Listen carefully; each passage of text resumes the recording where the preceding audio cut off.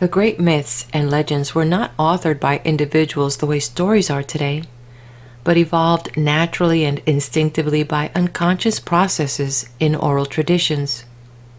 Some were made-up stories, others were true, some were revelations or dreams, and for a long time, until the first recorded words, all these were kept alive from one generation to the next through oral traditions, and that became the principal dynamic behind their creation. Often when we listen to these myth stories, whether in holy books, ancient poetry, or historical texts, we can get a feel for the era and ideologies. And so it is with this next body of work that I'm presenting today, written in Greek in 458 BC by Aeschylus, titled Agamemnon. It is the first play of the trilogy, the Oresteia, which highlights the moral issue between justice and vengeance. This work was translated to English by the Earl of Carnarvon in 1879. Hello, I am Daisy, your hostess, and I'm delighted to invite you aboard on our time machine to witness Greek theater. If you want to cut right to the poet itself, there is a jump link in the description of this video. But as we go to this Greek theater, we're going to see the chorus.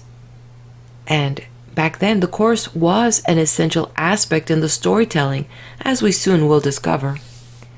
Aeschylus was the earliest of the three great tragic poets of Greece.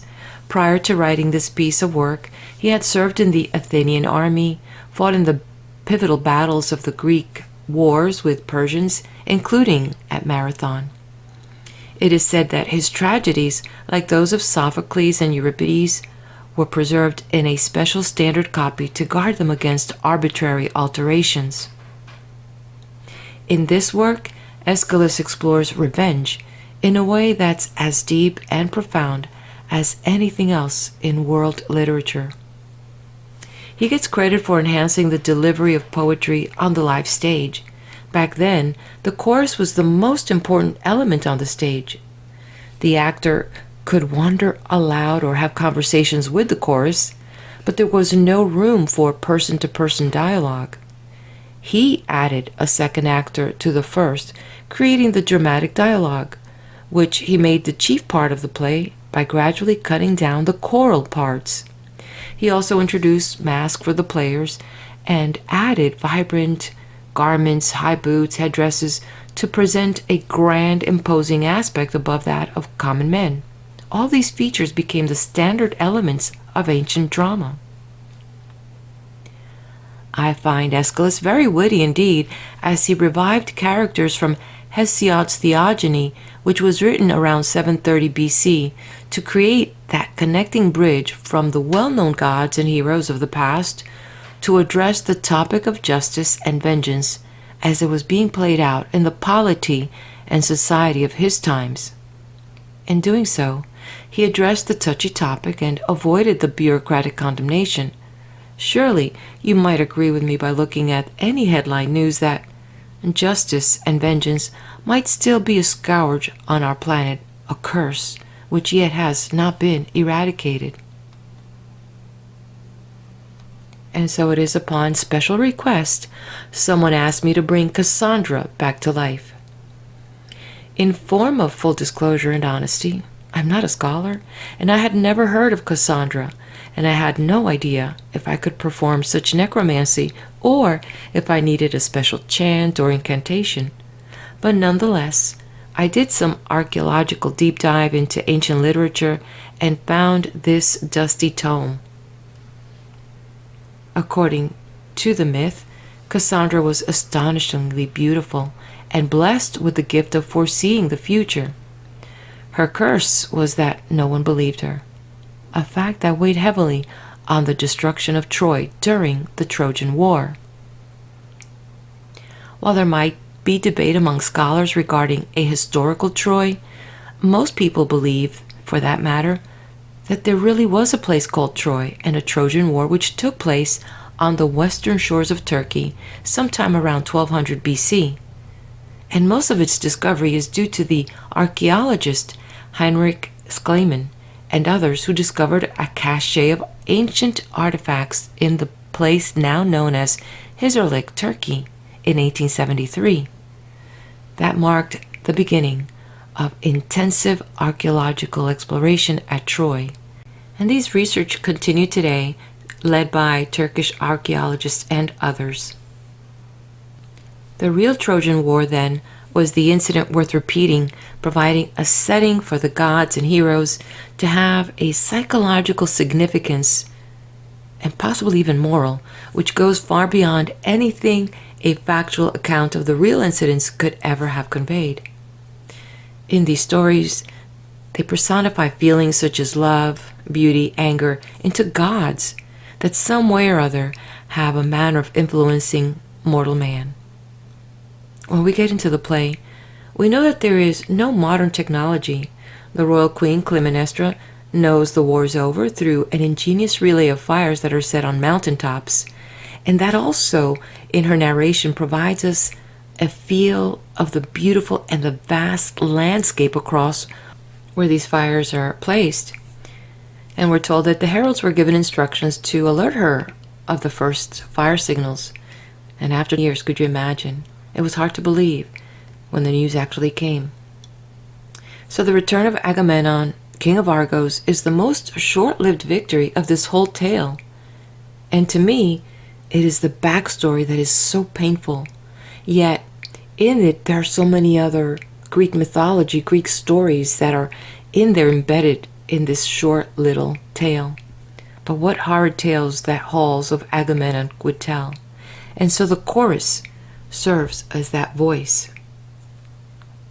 You'd think that the gods, for all their wisdom, would have eradicated the evil in the world. Why did the king go off to war? Why would this same king sacrifice his own daughter? Was it really because his brother Menelaus, king of Sparta, wanted to retrieve his wife? Because she fled to Troy with the Trojan prince, Paris? Yes, the one and only Helen of Troy.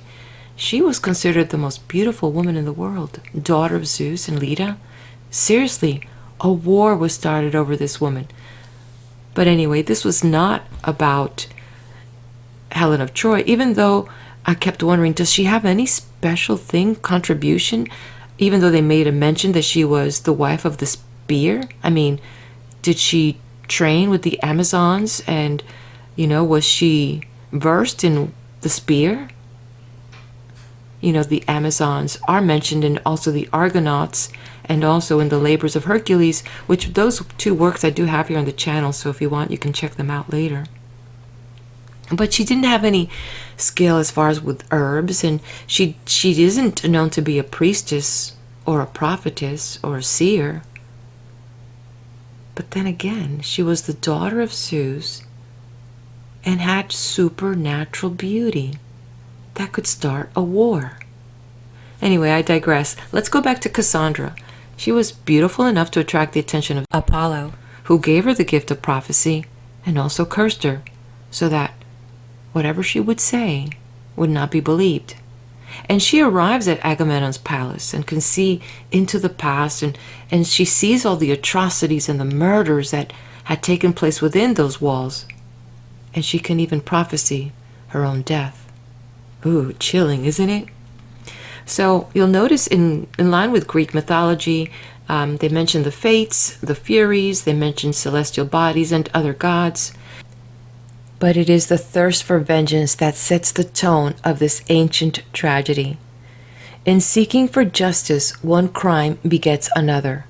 Hundreds of years later, has anything changed? Let me know.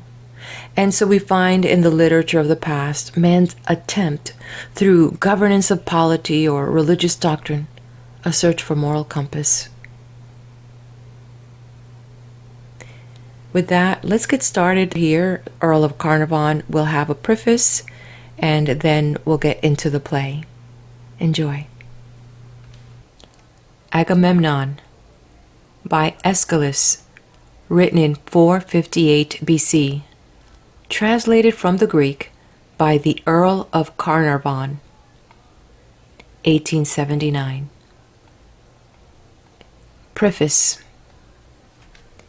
in adding one more to the many translations of this, the greatest perhaps of all ancient tragedies. It is unnecessary for me to say anything of its scope and character. This has already been done by distinguished scholars, and little remains to be accomplished in the way of annotation, conjecture, or emendation. But it is perhaps desirable that I should very briefly explain the principles which have more or less guided me in the composition of this little volume. For the sake, too, of English readers, whose knowledge or recollections of the plot may not be quite clear, it is perhaps well to recapitulate the principal facts on which this drama is based. The story, indeed, varies in the old Greek writers, but the legend adopted by Aeschylus is briefly this.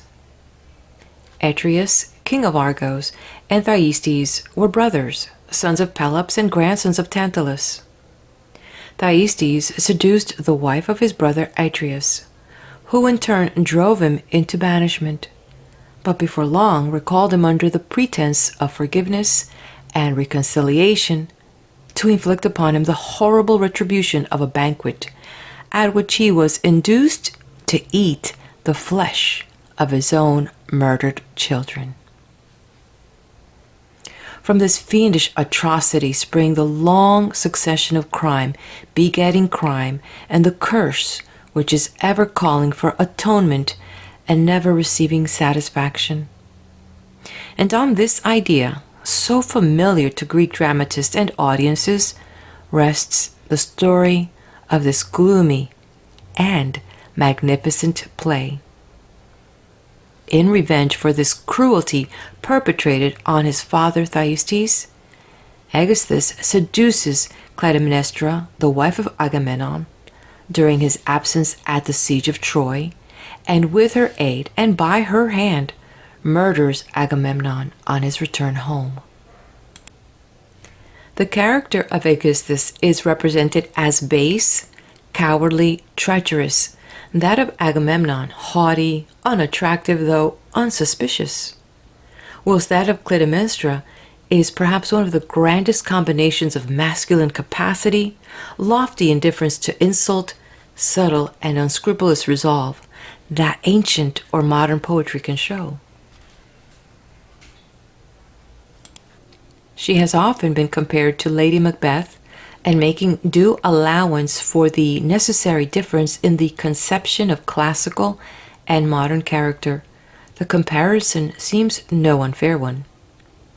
And as the only affection and loyalty in Lady Macbeth are given to her husband, so the only softness in Clytemnestra's character is reserved for Aegisthus. In one passage, indeed, she alleges a pretext for the murder of Agamemnon in his consent to the sacrifice of their daughter Iphigenia, at the instance of the prophet Calchas, who had declared that a virgin's blood could alone release the wind-bound fleet of the Greek heroes in the harbor of Aulis. But the pretext hardly rises in gravity to a plea of self-defense. It is rather a bitter sarcasm thrown out against her murdered husband by one who is indifferent alike to its acceptance or rejection.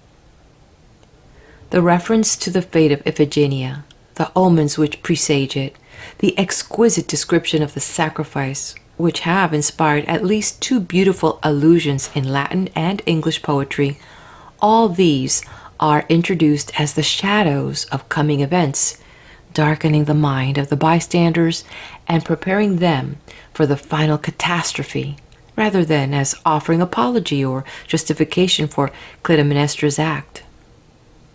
The scene is laid at Argos, in front of the palace of Agamemnon, in the early morning, and the chorus consists of Argive elders who have held the office of a council of state during the absence of the sovereign. In translating into English verse this great play, I have sought, whilst adhering as near as I could to the sense of the original, so to render the words and phrases that they should be readily understood by any ordinary English reader. assuming only that he is acquainted with the story on which the drama is founded. For this reason, where I have had to choose between the exact rendering, which would be unintelligible to any but a scholar, and the freer translation, which would commend itself to one wholly ignorant of Greek, I have chosen the latter. I am therefore conscious of some occasionally divergence from the original, but I have endeavored to avoid any alteration of the general sense and to refrain from importing foreign ideas into the English version. My hope is that the divergence from the text, wherever it occurs, is not great, and that in spite of its imperfections, there may remain enough in this translation to interest those ordinary English readers to whom, from ignorance of Greek, the literature of that wonderful language lies in a sealed book. I have been anticipated in this work by many translators, and by some very eminent in the paths of literature. I have read many of these translations, and often with admiration, but I have sought to avoid all imitation, and I have desired not even to dwell long or closely on them, from a natural fear that some of the felicitous expressions which they contain might exercise a too great influence on my mind. As far as I am aware, this translation is, with all its defects, one for which I alone am responsible.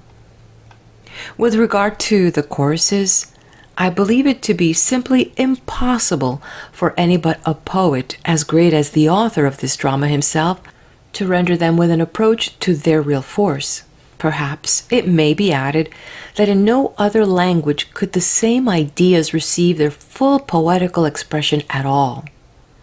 Independently of the obscurity of some passages and of the poetry in other parts, which is of the highest order, there is compression of thought within a narrow compass which defies translation in anything like an equal number of words, whilst, in addition to all other peculiarities, there is a weird and ghostly strain running through every chorus from first to last, which gives them a character of their own, and which is far beyond reproduction or imitation. The question whether or no the choruses, when reduced to English, should take a rhyming form has, I suppose, perplexed many translators. Rhymes were unknown to ancient poetry. Their origin is to be found in Christian thought, as their subsequent history is interwoven with the life of the Christian world, and therefore their application to a Greek chorus seems to be more or less of an inconsistency. I have, however, decided to follow the example set by almost all Aeschylean translators, and to render them in rhyming verses. At the same time, I have not invariably adhered to this rule. Thus, at the close of one chorus, and in the earlier dialogue between Cassandra and the chorus, I have employed ordinary blank verse, partly because in that portion of the dialogue the iambic was mingled with the lyrical lines, and partly because on the whole the character of the speeches seemed to me to lend itself to the longer and more regular versification. As, however, the dialogue proceeded, I thought it desirable to adopt the lyrical form. I was, perhaps, further led to my general conclusion on this subject by reflecting how few satisfactory examples there are in English poetry of lyrical but unrhyming verse, such as those that I contemplated. In Thalaba, whose rhythm Southey has defended in no doubtful terms, and in the Curse of Kehama, specimens are indeed to be found worthy of high admiration. But whatever their intrinsic merits may be, they have at least this serious defect, that they have entirely failed to conciliate to themselves popular flavor. They are now barely read, and they are certainly not known as they deserve to be. In Walter Scott's Pirate, the runes chaunted by Norna are very fine, both in poetic thought and in composition, but they are essentially Scandinavian in character and can hardly, I think, be adopted as models for a Greek chorus. The late Lord Lytton's translations of the Horatian odes, supposing that they were suited to an Aeschylean chorus, are probably not amongst the most successful works of that gifted and graceful writer. And even the famous rendering by Milton of the 5th ode of the first book of Horace was always seemed to me to owe more to the name of its great author than to any rhythm or melody of its own. Conscious, therefore, of the hopeless difficulties inherent in the task, not less than of my own imperfect mode of attempting it, I have accepted rather than adopted the old and conventional form. I scarcely know if I ought to apologize for my use of the Latin names of the divinities, when the distinct tendency of recent translators is towards the Greek, and unquestionably the more correct nomenclature. I am of course aware that the Greek Zeus and the Latin Jupiter express to a scholar entirely different ideas. It is possible that the day may come when an average English reader may be sensible of the distinction. But that time is as yet distant, and will Zeus represent nothing to him, Jupiter does convey some notion, though often an inexact and imperfect one. Even Mr. Grote, addressing himself to students and scholars, thought it necessary to preface his history of Greece by a glossary of Latin equivalents in explanation of the Greek names which he has used. Milton not only uses those Latin equivalents, but places them occasionally side by side with the Greek names. So again Pope, he wrote before the days of these finer distinctions of modern criticism, but the absence of them in his Iliad and Odyssey has not injuriously affected the great work, and I feel sure that Lord Derby's spirited translation has gained by the use of the Latin and more familiar nomenclature. It is, of course, a choice of difficulties, and one difficulty in connection with this question I may perhaps instance in the rendering of the word eti.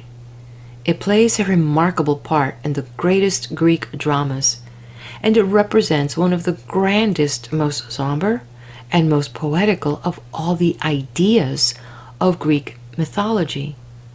But it has no precise equivalent in Latin, and though the word is consecrated by Shakespeare, the idea is without a real counterpart in English.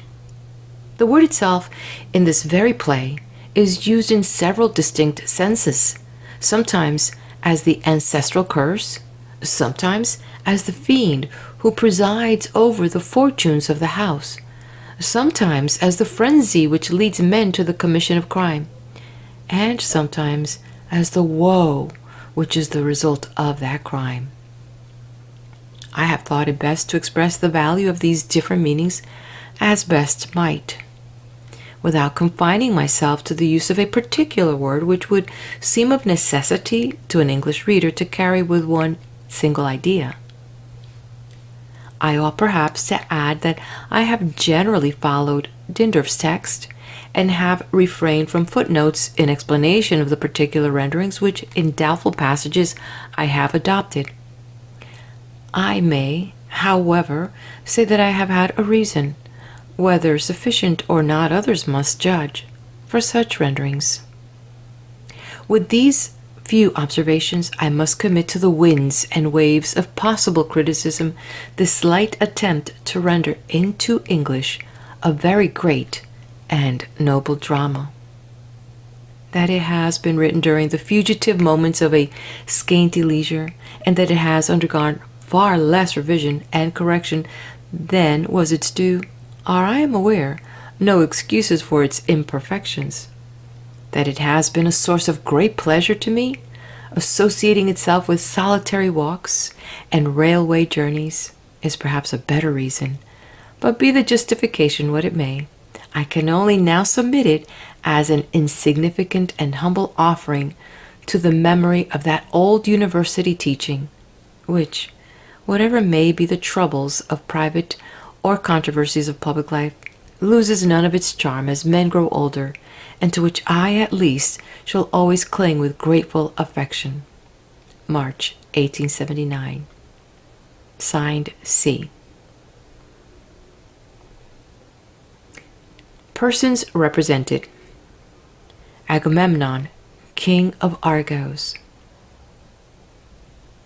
Aegisthus, cousin to Agamemnon.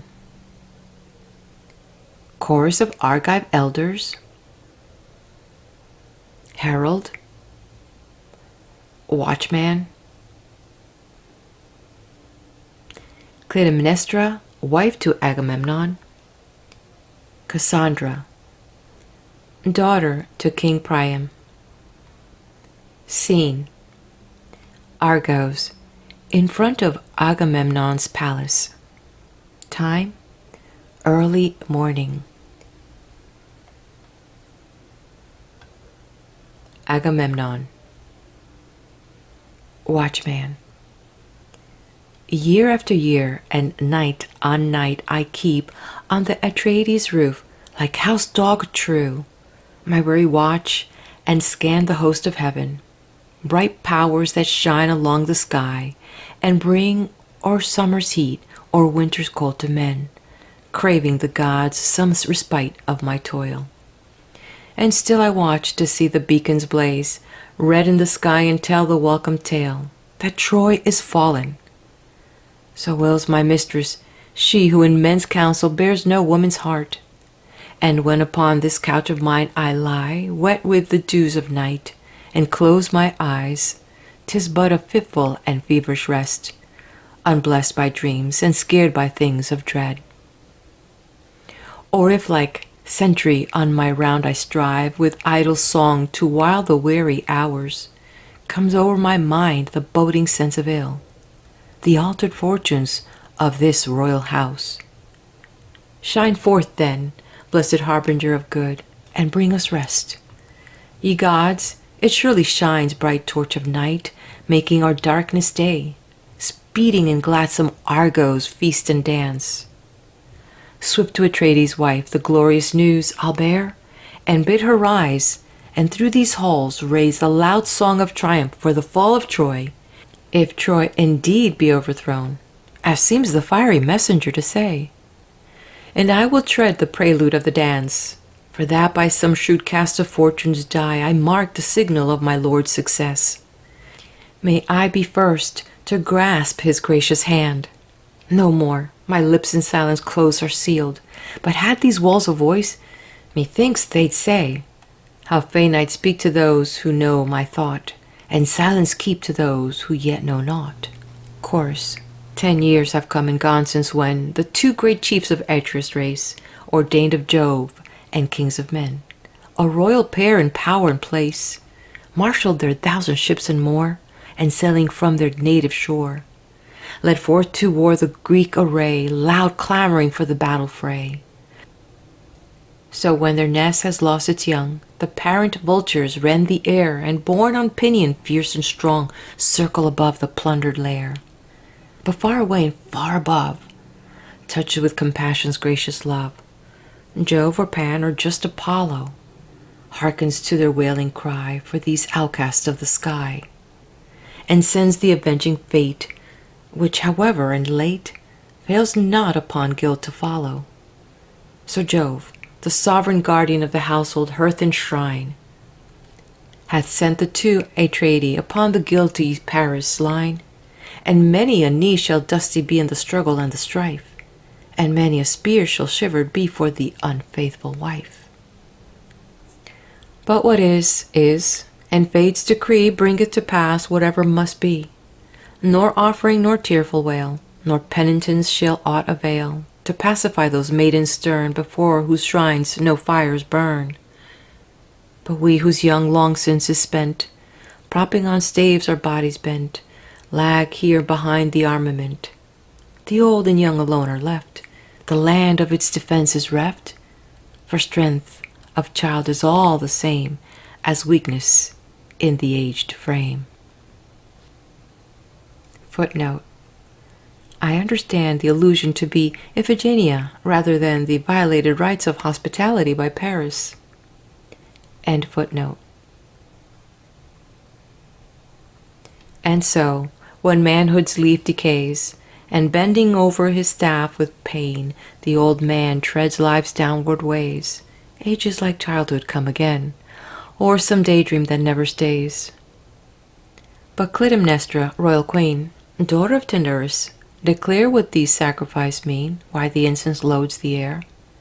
The gods who round our city stand, who guard our marketplace and land, the gods who dwell in heaven's high sphere, the gods who rule the shades below, see with rich gifts their altars glow, while streaming upward, far and near, fed with unguents soft and clear, from the inmost loyal store, sacred fires heavenward soar. Then, lady, say whatever is well for you to say and me to hear, and soothe the dim and anxious fear, sometimes seeming in my ear to ring a weird and boding knell. Sometimes as the holy incense and the sacrifice's influence fill my mind with other strain, giving place to hope again. Yes, I can tell the fateful signs of the Grecian host befell. With time the heroes gain their march. Old as I am, the spell of heavenly trust inspires the song congenial to my age. How erst the royal prince twain went forth the war to wage, and marching on with glittering spear and with avenging brand, they led the flower of Grecia's youth against the Trojan land. But them with this dread omen the king of birds did greet, them on their way, the two kings who ruled our Grecian fleet. For hard beside the palace, in a clear and cloudless sky, two eagles on the right-hand men could easily descry. Of this dread pair the one was black as night, the other showed behind a plumage white. But foully feasting both did rend and tear, her labors done, her last course run, great with young a luckless hare. The burden of my song shall be a woe and wail, but in the end of ends the good shall still prevail. The wise seer understood and knew what meant the sights within his view, the leaders mustering for the fight, the savage feeders on the hare, and the Atreidae twain, of common birth, of equal might, in mold and mind a different pair, and thus he spoke in prescient strain. Priam's town and haughty towers, rich in wealth and royal state, veiled to your embattled powers, and in time shall yield to fate. But when at last on Troy is cast the curb that's forged for courser wild, may heaven to us be good and mild. For Dian, goddess chaste and fair, compassionate's the wretched hare, compassionate's her helpless brood, fiercely torn and rent for food by the winged hounds of Jove. Loathing the eagle's cruel chase, wroth at the royal house and race, to us the goddess bears no love. The burden of my song shall be a woe and wail, but in the end of ends the good shall still prevail. Yes, gentle is that goddess fair to every helpless tender brood.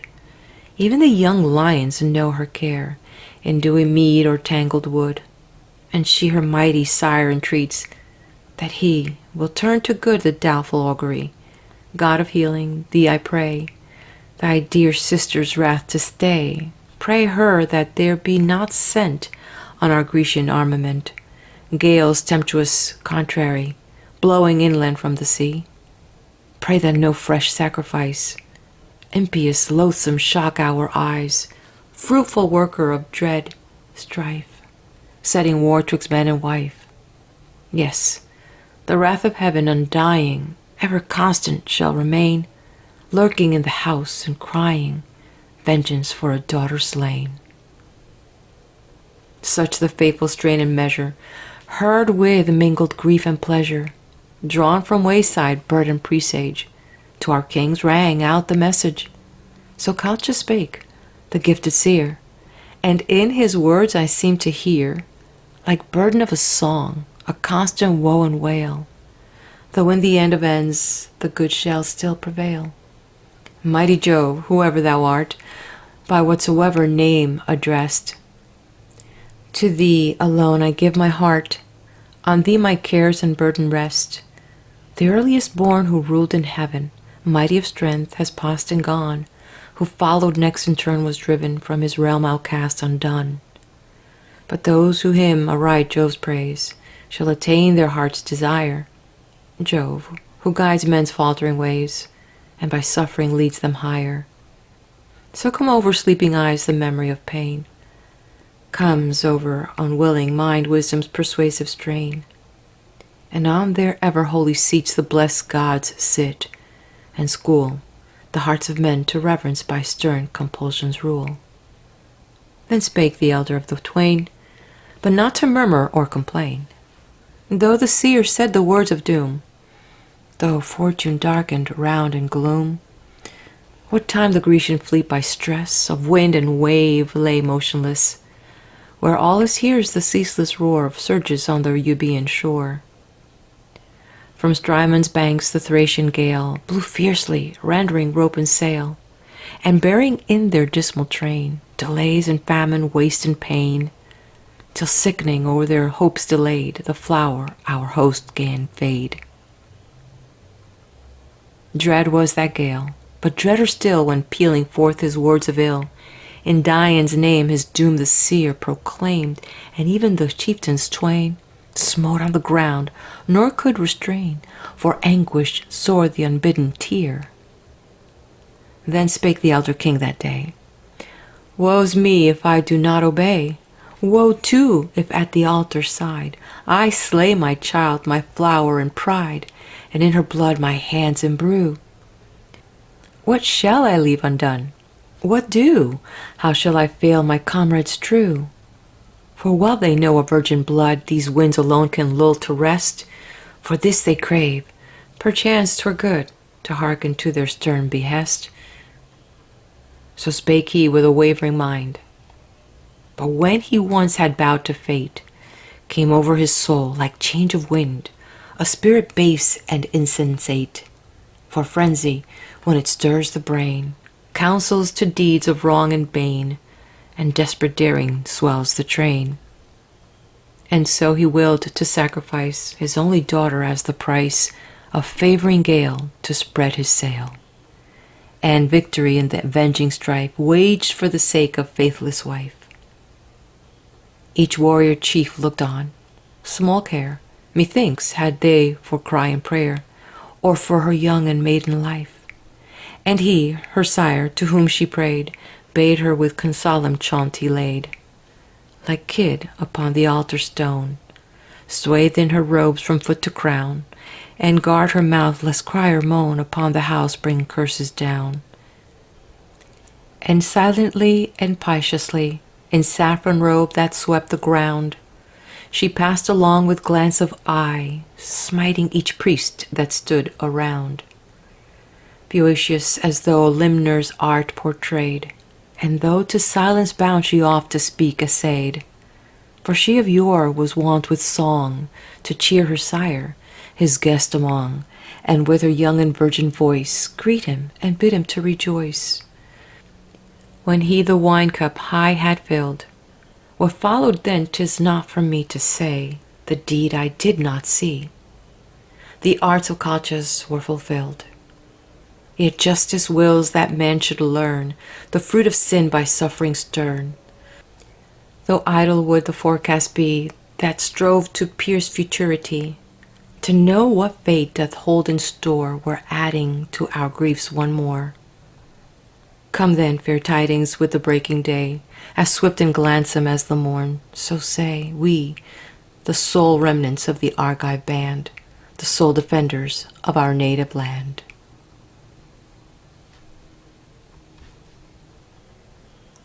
Enter Clytemnestra. Hail, Clytemnestra! Meet it is to pay our heartfelt homage to thy royal worth, and to do honor to a wife whose lord, in absent far from home and kingly realm. Say what thy tidings, and what joyful hopes have made these altars smoke. Fain would I hear, yet can I bear to be denied my wish. Clytemnestra. Yes, my the morn, as saith the adage old, be child of night and herald of good news. List them a tale of joy beyond thy hopes, thy utmost hopes. The Greeks are lords of Troy. Chorus. Troy, can it be? I scarce believe thy words. Clytemnestra. I say that Troy is ours, speak I not plain? Chorus. O joy of joys, rises the unbidden tear. Clytemnestra. Nay, never blush, that tear doth prove thee friend. Chorus. But say, what warrant for this wondrous tale? Clytemnestra. Warrant enough, unless some god deceives. Chorus. Was it some tempting vision of the night? Clytemnestra. Nay, 'twas no fancy of a drowsy soul. Chorus. Dost feed thy mind on some unfledged report? Clytemnestra. Mock'st thou as though I were some foolish girl? Chorus. When did Troy fall? Clytemnestra. This very night it fell, this night that now is brightening to the dawn. Chorus. Who brought these tidings with a herald's speed? Clytemnestra.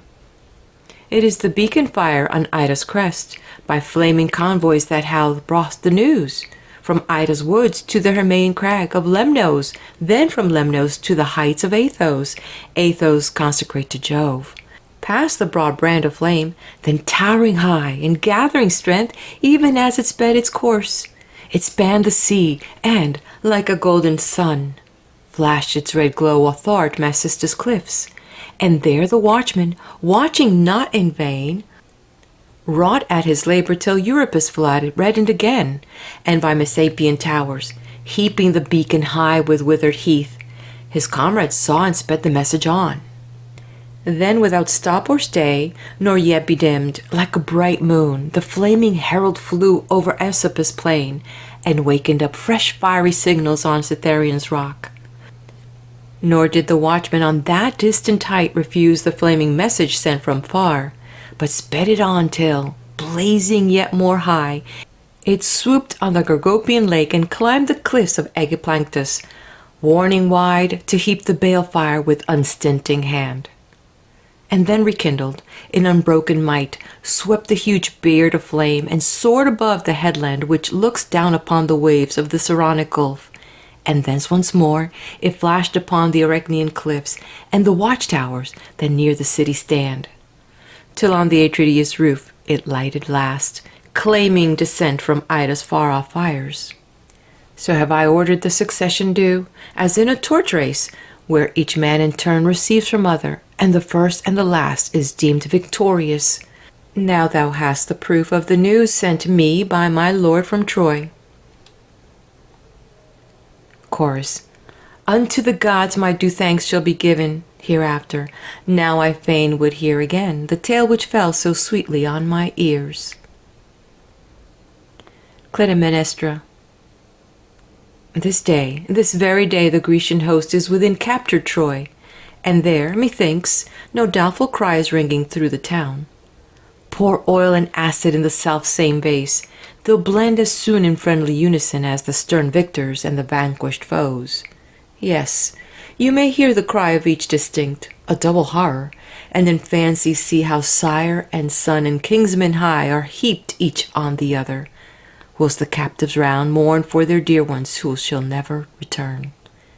And in their midst the conquering bands of Greece, all rank and order for the time forgot, famished with toil and blood, through the dark hours hold their rude revel, with scant rule or form.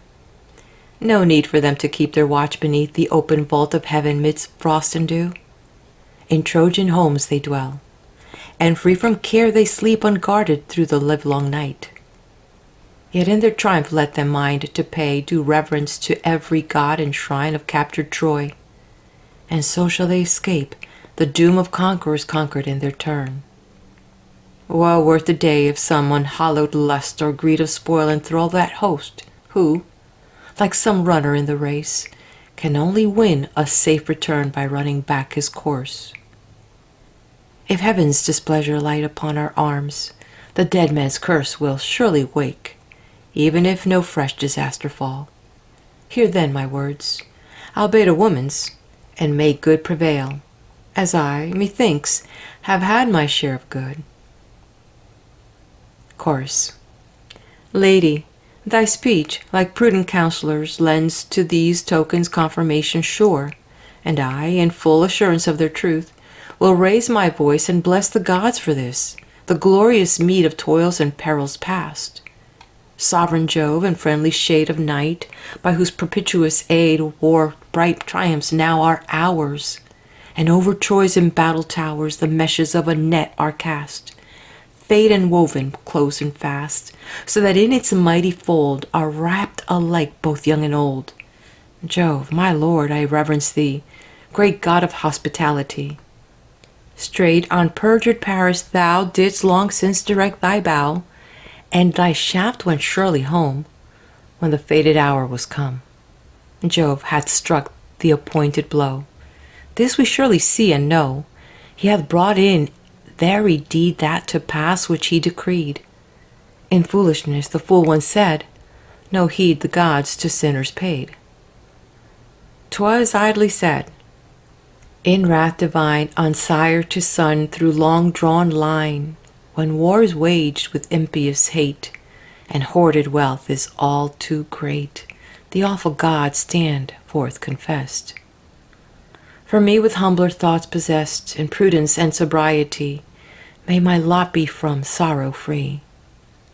Idle are the fence and shield which wealth's treasures houses yield to the sinner who has striven, in wantonness of heart malign, to raise his heel against the shrine where justice sits, beloved of heaven.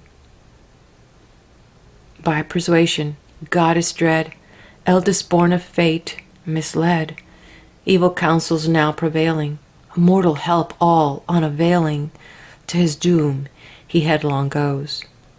Say not that guilt hidden lies, it burns, it glares in baleful guise, and like bastard metal shows its nature darkened and defiled.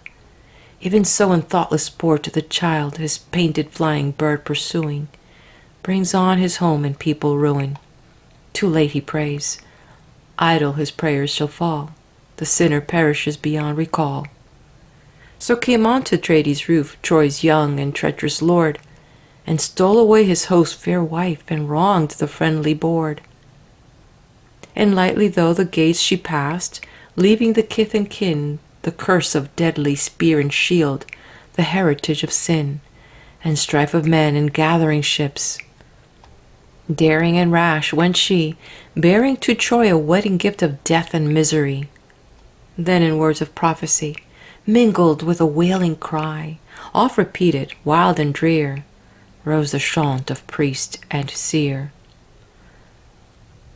Woe for the royal house, woe for the marriage bed, woe for the wife whose love is lost, whose steps are fled. Woe for the chiefs, foremost for him and the chief of all, dishonored, uncomplaining, silent in his hall. He scarce believes that she in truth has fled across the main, though in her place for love of her a phantom seems to reign. Yes, for the love of her the statue's grace is gone, and from the sightless eyes the light of love is flown. In the wandering dreams of night, fantasies oft might his sight, dreams which in their birth are dying, human wit and strength defying, flitting on wings that never come again, adown the paths of sleep's eternal reign.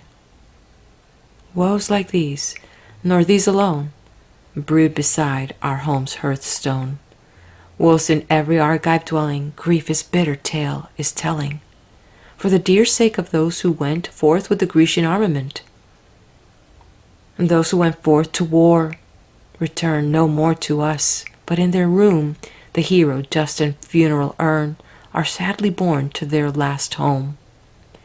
The god who rules war's usury, changing life to ashes dry, who holds the scale with even hand, in the rude shock of spear and brand, sends from Troy's war-wasted plains a few scorched and scanty grains, relics of each gallant wight, stored in urn who fell in fight.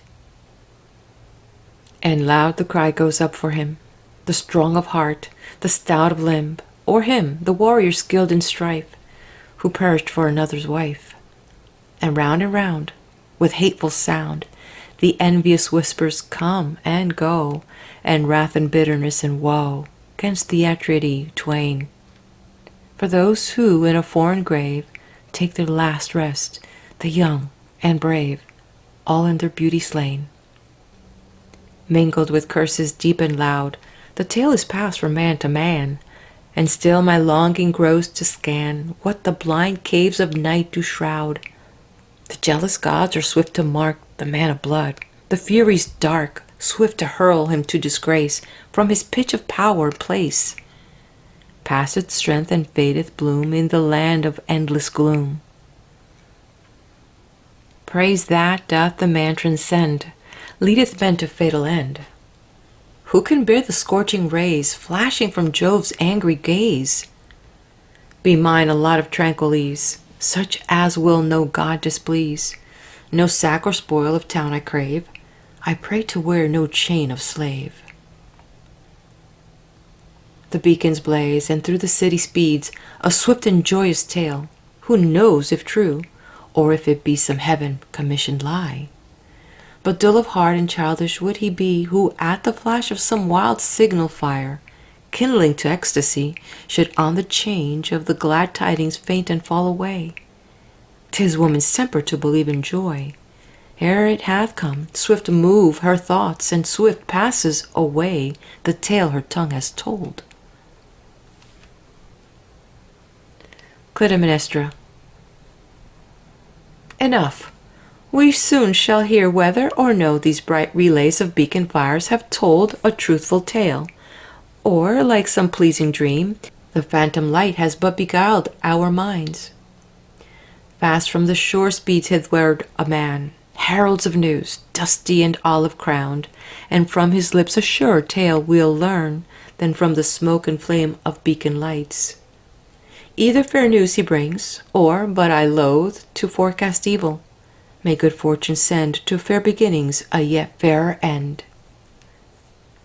Exit Clytemnestra.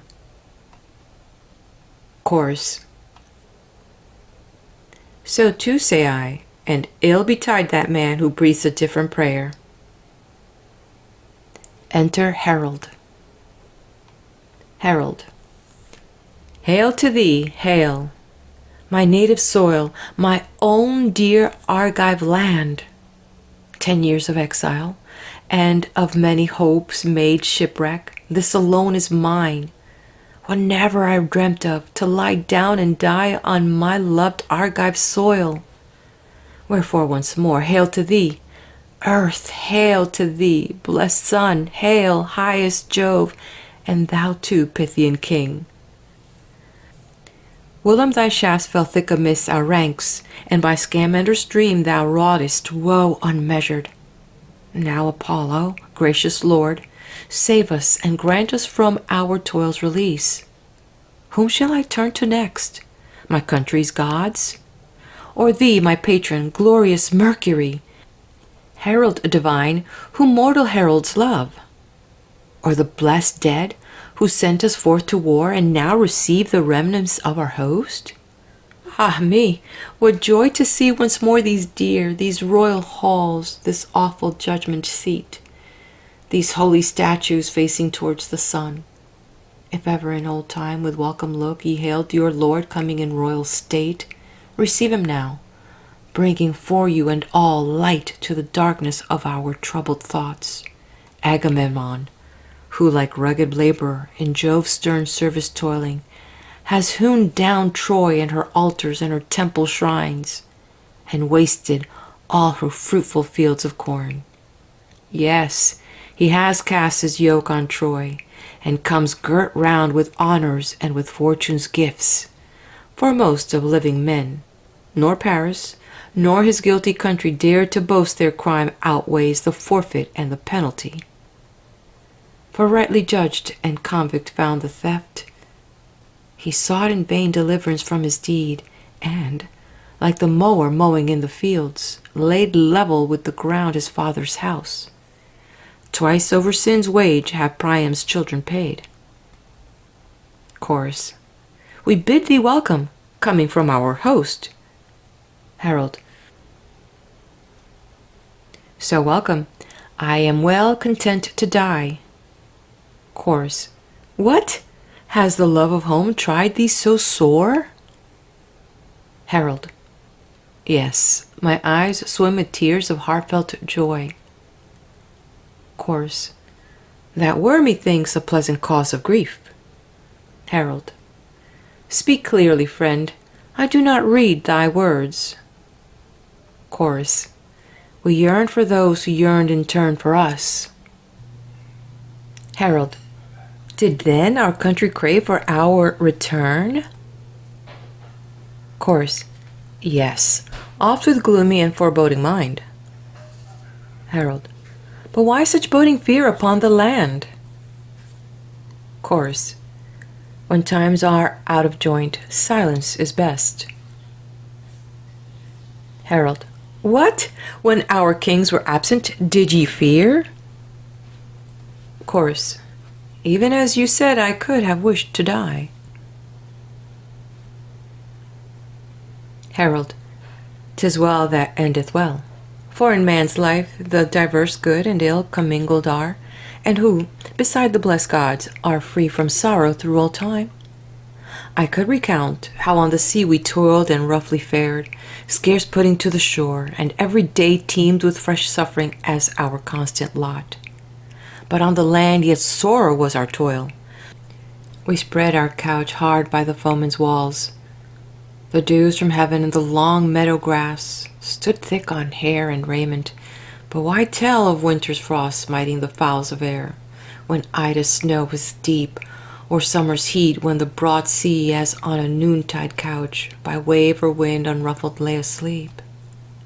Why tell of this and grieve? 'Tis past, all past, as with the dead who shall arise no more. Why should the living for the dead make moan?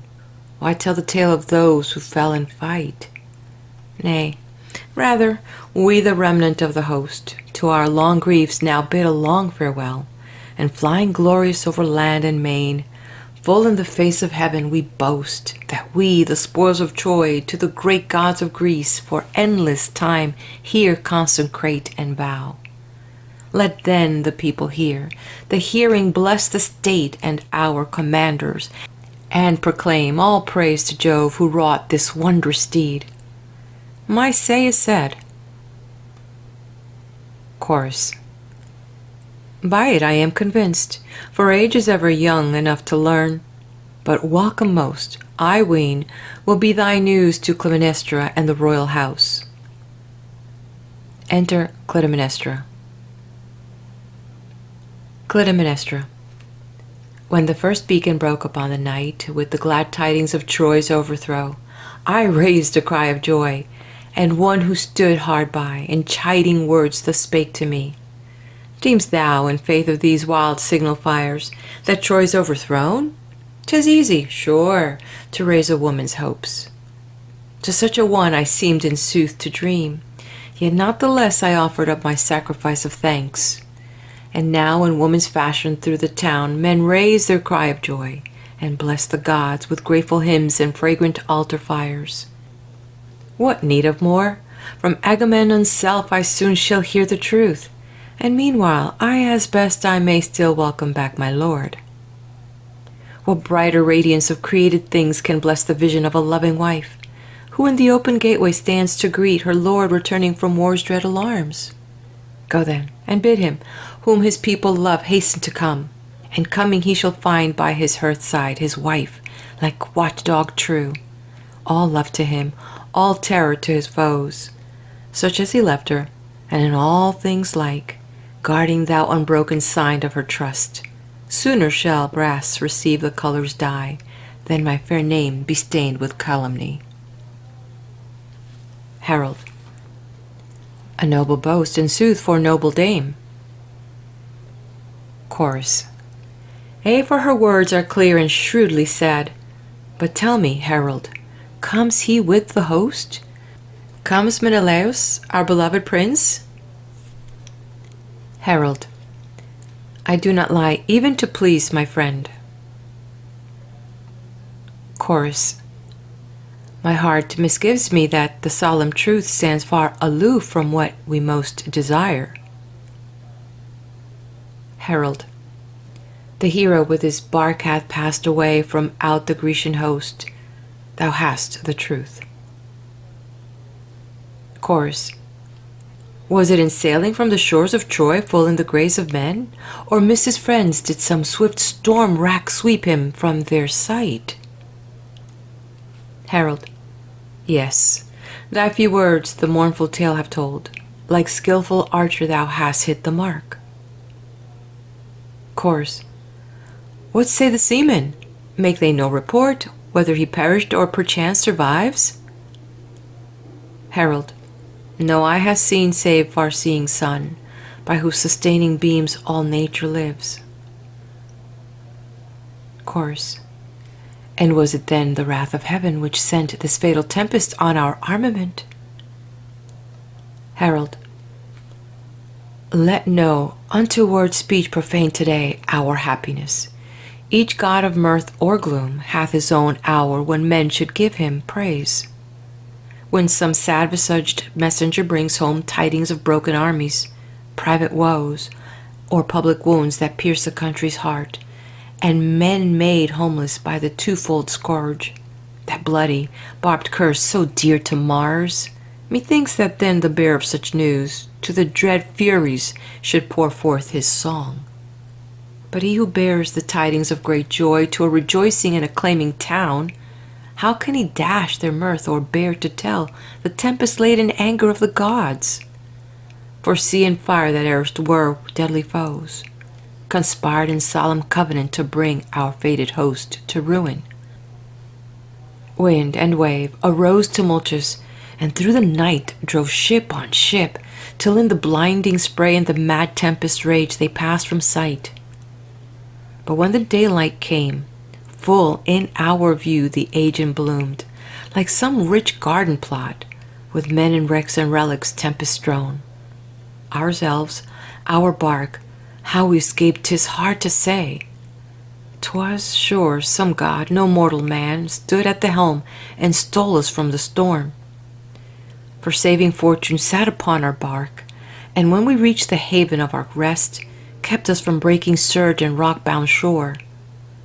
It in the glow and sunshine of new life, while scarce believing that the seething hell of angry waters we had escaped, once more we seemed to chew the bitter cud of grief, when we bethought us sadly of our friends scattered like dust across the storm-beat main. But if among them are those who live, they doubtless deem that we have perished, as we deem them dead. Why not? May all end well.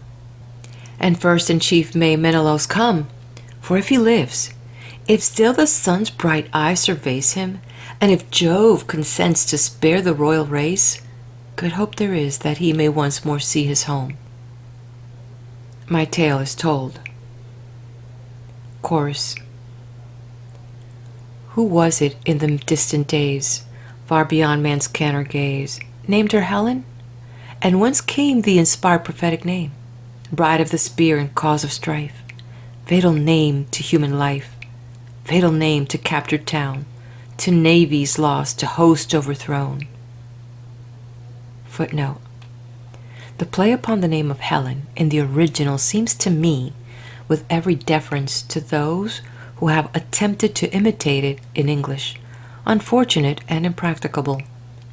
I agree with Dean Millman's observations on this subject of page 36 of his fine translation, and venture to think that he need not have feared to adhere to his own view. End footnote. Forth from her dainty bower she passed among the seas, and spread her sail to catch the earth-born Zephyr's breeze. And fast like huntsmen on the track, the viewless track of oars, her armed pursuers came to land by Simois' woody shores. Woe for the bloody strife, woe for the wrath divine, which brought the marriage curse on Troy and Priam's line, claiming vengeance for the evil done to Jove, our sovereign Lord, Lord and ever watchful guardian of the hospitable board. Vengeance from her Trojan kinsmen, who unheedful of the wrong, all too quickly, all too lightly hymned the fatal marriage song. But Priam's ancient town in ruin learns today a different strain, learns from her citizens' undoing, guilty Paris to arraign. So once a lion's cub was reared with kindly nurture, tame and mild, gentle to aged man and child. Like foster son, he came at call, fondled and loved. But soon appeared the instincts of his nature wild, a curse unto the friendly hall. Then his nature ill requiting, on men and flocks in turn alighting, fell the ravening beast of prey. And the house was stained with blood, as when some infernal brood of curses grow and cling and stay in some friendly man's abode. Even so there seemed to come on Troy the spirit of breathless calm, a dream of beauty and of joy, revealing in her eyes the charm of tender grace and piercing fire, and conquering bloom of soft desire. Fatal neighbor, cruel guest, hapless bride, domestic pest, to the sons of Priam, she, claiming hospitality, came commissioned to fulfill her marriage curse of grief and ill. So one 'twas said in times of yore, great happiness can never die, or pass away like childless sire, without result of progeny, but endless sorrows shoot in spring out of fortune's blossoming. But I believe unholy deed bears ever true and kindred seed, whilst in the dwellings of just arise fair children and illustrious destinies. But in the unrighteous home, an ancient wrong begets a worse, and when the appointed hour shall come, the worse shall yet again beget, of its own kind, most dread in fight, arrogant and foe to light. In the dark halls where far from sight broods the hereditary curse. But justice marks the blameless lot, she shines within the smoke and dimmed cot. And ever as she turns her eyes from glittering gaud or golden prize, and lightly wrecks of power or cause stamped with a counterfeit applause, with an unerring aim she bends man's fate to its appointed ends. Enter Agamemnon with Cassandra. Welcome, proud conqueror, Atreus' son. How shall I fittingly, monarch, address thee? How in my prayers shall I honor and bless thee, truthfully telling forth what thou hast done? Ah me, full many a man doth feign friendship he does not know, and counterfeited joy or pain in others' weal or woe, or makes his cheerless lips to wear a smile that has no true place there. But he who reads men's hearts aright knows the dissembler at first sight. And, sooth to say, in days of yore, what time our host went forth to war, I loved thee not, and took it ill when, in thy stern imperious will, thou sentenced men to bleed and die forth from their homes unwillingly. But now thy words ring well and true to those who gallantly, and through the toils of war, their way have won. Now thou shalt learn what each has done by unwise rule or sage command, whilst thou wert absent from the land. Agamemnon. To Argos first, and to its native gods, through whom I wrought the vengeance upon Troy, by whom I now return, to them I pay my greeting. At their bar the cause of Troy, though not by mortal pleaders, was discussed. Of the two urns, in one the votes were cast for sack and slaughter, over the other vase, empty and void, hope faltered in her flight. The storms of fate yet rage, and the fresh smoke and reeking embers of the conquered town send up to heaven their thick and fragrant cloud. For these their crowning mercies let us thank the gods, by whose high favor we have snared within our toils proud Ilium, and have seen the monster horse laden with armed folk about the setting of the Pleiades spring like a ravening lion over the walls, and lappets full of princely blood. So much as to the gods, for thee I know thy worth, unlike the herd who know not how to give ungrudging honor to the prosperous. Upon their heart a cankerous envy sits, doubling the burden of their discontent for their own woes and for their neighbor's weal. I know how poor a thing this friendship, a mirrored form, a shadow of a shade. Only Ulysses, who reluctant sailed, who knows if still he lives, like some stout horse, strained at the yoke and labored in my cause. Meanwhile, if aught there be yet unresolved, touching the state or worship of the gods, in full assembly we will counsel take, to give to that which standeth right and true sure confirmation.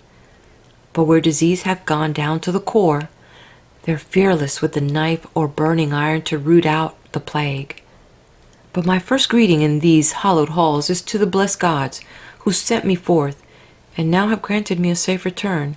May victory, that has never left my side, be my abiding and my constant guide. Enter Clytemnestra. Clytemnestra. I have no shame, grave citizens of Argos, in making known to you the love I bear unto my husband. For there comes a time when speech grows bold, and thus I dare to tell at the untutored bidding of my mind how sad a life was mine when he was gone. Yes, sad it is for any wife to sit all lonely in her home and list the tales of varying evil, each worse than the last. For had the tales been true which reached my ear, surely my lord, all smitten through and through, had gaped with wounds like some wide-meshed net. And had he died, as it was bruited oft, he must like Rhaon have 3 times put on his earthy garment of mortality, dying afresh with each and every change. Tortured by such reports, I oft had bound the cord about my neck, as oft my friends loosened the fatal knot in my despite. And therefore marvel not our child, the first and dearest pledge of our exchanged vows, Orestes is away. Him rears and tends Strophius of Phocis, our ally and friend. Weeping overmuch hath even dried up the fount of my abundant tears, and my poor eyes, worn with long watching for the beacon lights that never made us answer, are cried out. Oft to the gnat's shrill trumpet broke my dreams, dreams of affright for thee, crowded within the insufficient compass of my sleep. But as I, uncomplaining, bore my grief, so now, dear Lord, I bid thee welcome home, true as the faithful watchdog of the fold, strong as the mainstay of the laboring bark, stately as column, fond as only child, dear as the land to shipwrecked mariner, bright as fair sunshine after winter storms, sweet as fresh fount to thirsty wanderer. All this, and more, thou art, dear love, to me. Be gracious, heaven, full sore has been our load of grief and care, and now, dear heart, step down from out thy chariot, but let not, I pray, thy conqueror's foot be soiled by touch of earth. Ho, maidens, swift with purple strew his path, and bring him home for whom we dared not hope. As for the rest, my sleepless care shall see to order all things as the gods decree. Agamemnon. Daughter of Leda, guardian of my home, well hast thou spoken of my absence long, and long has been thy speech. But as for praise, my fame stands not in need of carpetings or broidered gewgaws, for God's greatest gift is a well-ordered mind, and he alone is blessed who ends his days in happiness. Happy my lot, if so it fare with me. Clytemnestra. Nay, speak not thus my purpose to oppose. Agamemnon. Nay, dream not I my purpose will forego. Clytemnestra. Didst thou then vow this in some hour of fear? Agamemnon. I speak as one whose mind is well assured. Clytemnestra. What would King Priam in thy place have done? Agamemnon. On these embroideries he'd stalk amain. Clytemnestra. Does fear the idle censure of men's tongues? Agamemnon. Public repute is not an idle vaunt. Clytemnestra. Who hath not envy hath not honor's meed. Agamemnon. 'Tis not a woman's part to love dispute. Clytemnestra. 'Tis for a conqueror to give up his will. Agamemnon. Dost value then the palm of this debate? Clytemnestra. Yes, yield thee willingly. Agamemnon. Well, as thou wilt. Ho, someone loose the sandal from my foot, lest as I trample on these purple gauds, some swift displeasure from the far-off gods strike me to death. In sooth, I fear to tread with wasteful luxury the costly web. Enough of this. Thy stranger guest receive with gentle care. Heaven smiles on those who use their conquest gently, for 'tis hard to bow a free-born neck to foreign slavery. And she, the fairest flower and choicest prize, the army's gift, has hither followed me. And now, consenting to thy will, I come over these tapestries to my palace home. Clytemnestra. There is the sea, and who shall drain its depths, with its unbounded hoards of purple dye? Worthy their weight in gold? Footnote. The sense of the original is, I think, of precious metals rather than of any one particular metal. Gold implies this to an English reader, and therefore I use it in preference to silver, which most translators have adopted. End footnote. Nor is there stint of such like wealth within our household stores. Right gladly, too, if oracle or shrine had laid this load upon me, when I sought a ransom for thine oft-imperiled life, I would have vowed rich carpetings and rare. Thou art like root of some overshadowing tree that dims the fury of the dog-star's heat. Thou art like summer's warmth to winter's cold, returning to thy home.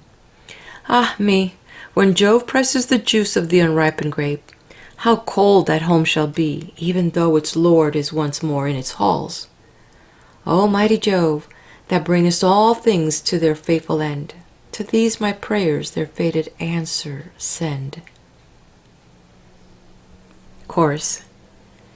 Before my heart a thing of fear ever sitteth, ever flitteth, and in my ears I seem to hear a boding strain, unbought, unsought. And as in dreams dark, dim, unknown, courage deserts my bosom's throne. My hope had passed its prime, what time our galleys came to land by Ilium's sandy strand, and our host in set array, 'neath her walls embattled lay.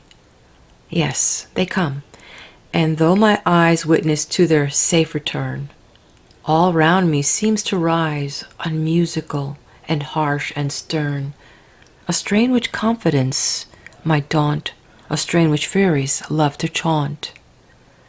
As I hearken to that strain, sure my fears are not in vain. Not in vain my storm's vexed mind rolls in eddies dark and blind. Yet let the presage pass away, brighten to a better day.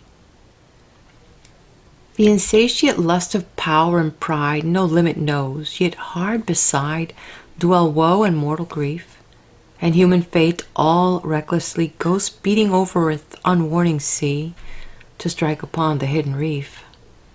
And prudence warns with fearful voice to make some timely sacrifice, uttering her sage behest. So might the house escape the doom, so might the sinking bark come home, safe to the haven's rest.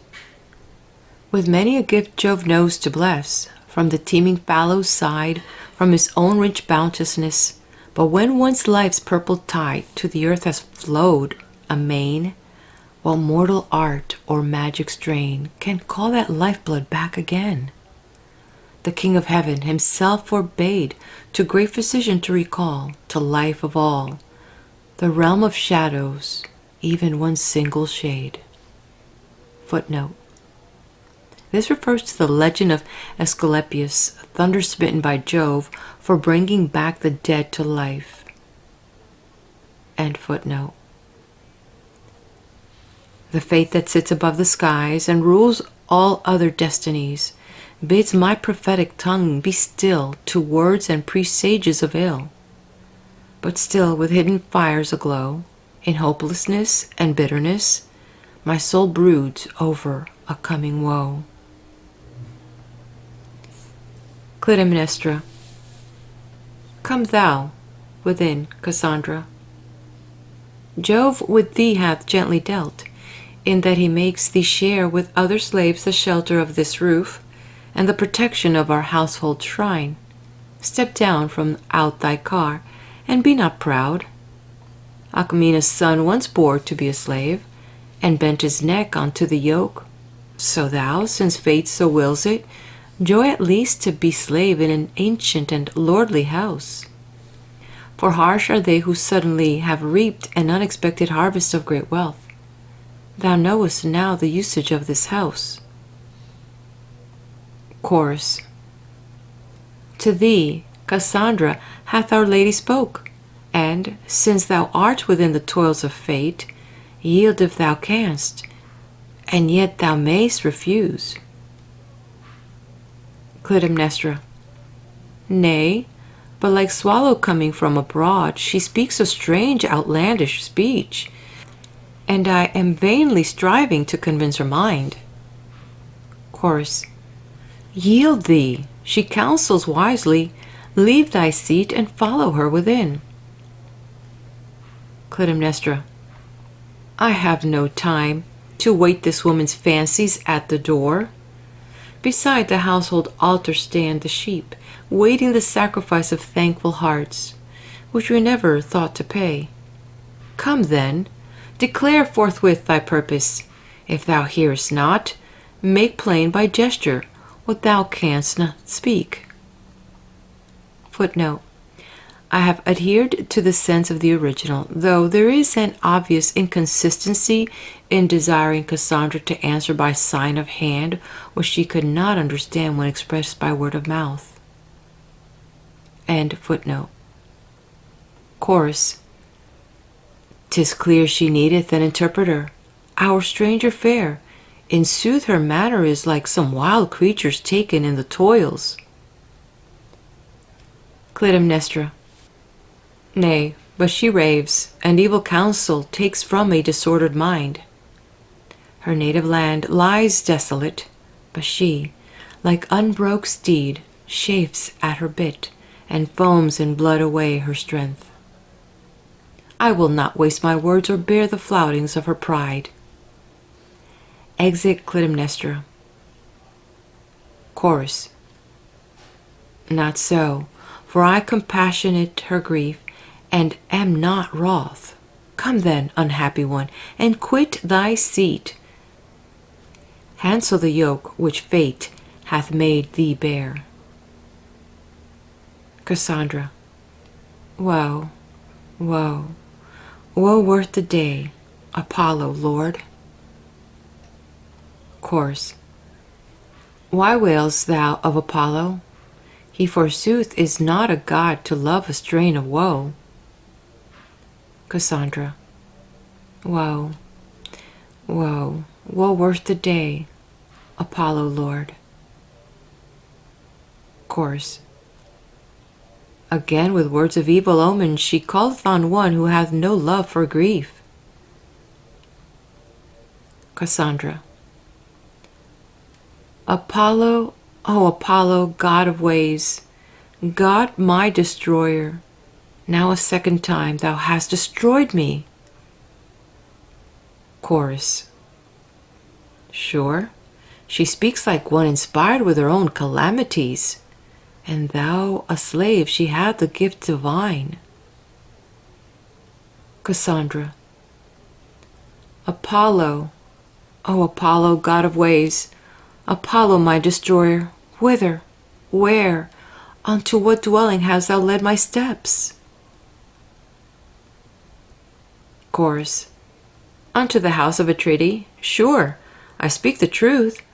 True thou shalt find my words. Cassandra. To a house abhorred of heaven, whose walls can tell of kinsmen's crimes and woes, a house that reeks of human butchery and gore. Chorus. Like some keen-scented hound, the stranger maid seems hunting out the tracks of murder foul. Cassandra. I have a proof which I cannot gainsay. I seem to see the forms of wailing babes, and a sire feasting on his children's flesh. Chorus. The fame of thy divining lore ere this had reached us, but we covet not thy gifts.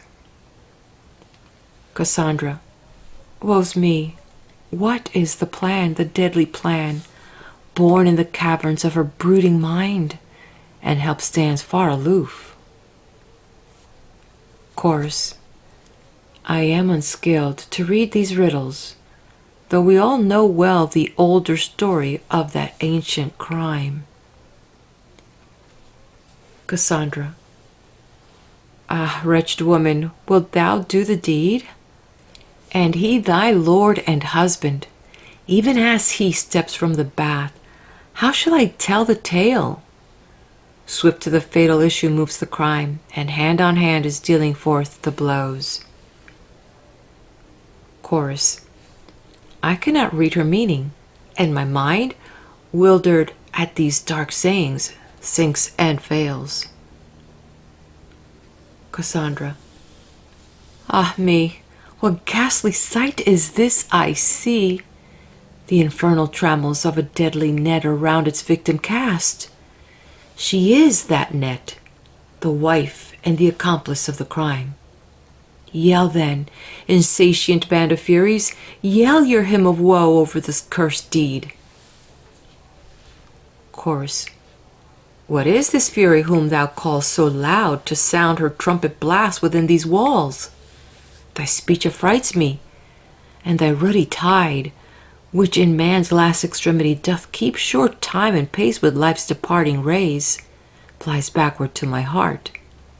Yet fate moves on. Cassandra. Lo, where the bull with his black horns lies caught within the subtle meshes of her robe. Ho! Save him from his mate! She strikes. He falls in the brimming, treacherous, deadly bath. What that bath witnesseth, I dare not say. Chorus. I have no skill to be the interpreter of oracles, and yet I fear her words bode evil. But why speak of oracles?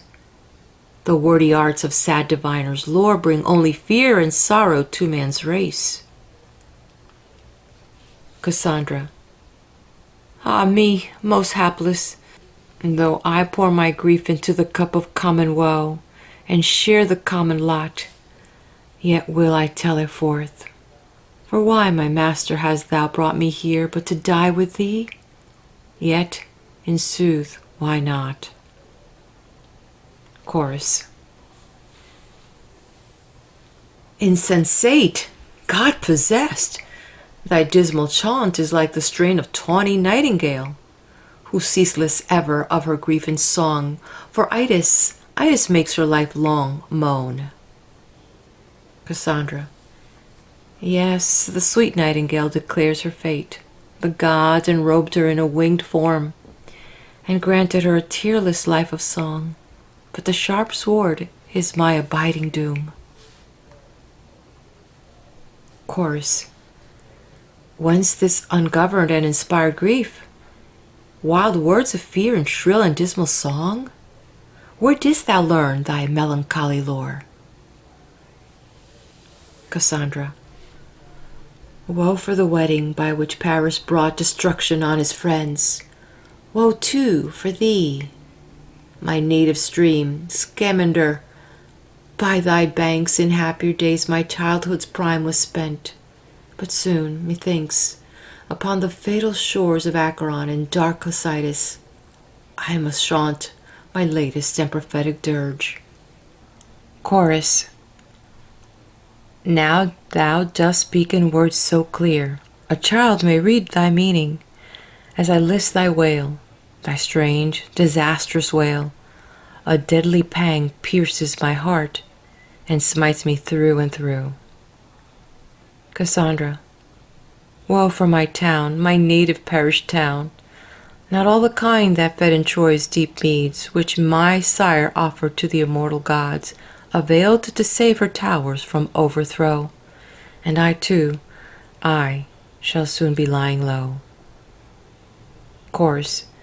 Again, sure some malignant god inspires thy mournful, deathsome melody, and what the issue I cannot foretell. Cassandra. No longer shall my prophecy be dark, and shrouded like a timid bride that peeps from out her veil. Nay, rather like the wave that at sunrising tosses its white crest against the brightening line of angry sky, a woe yet greater than my own despair. And now no more in riddles will I speak. Then mark how I, like questing hound, pursue with quick keen scent the track of ancient crime. For never shall they quit these halls, that ghastly crew, that sing in unison, not melody, a mask of sister furies, drunk with blood and ever-growing boldness. As they crouch, they chaunt the story of an ancient curse, the incestuous couch, a brother's shameful wrong, a brother's deadly wrath. Am I not right? Have I not hit, like archer true, the mark? Or like some babbling vagrant do I deal an idle prophecy? Come, swear to me and say if I have truly told the ancient crimes of this devoted house. Chorus. Nay, wherefore swear? What healing virtue in an oath? And yet, how doth a stranger born beyond the seas speak of another land as though 'twere hers?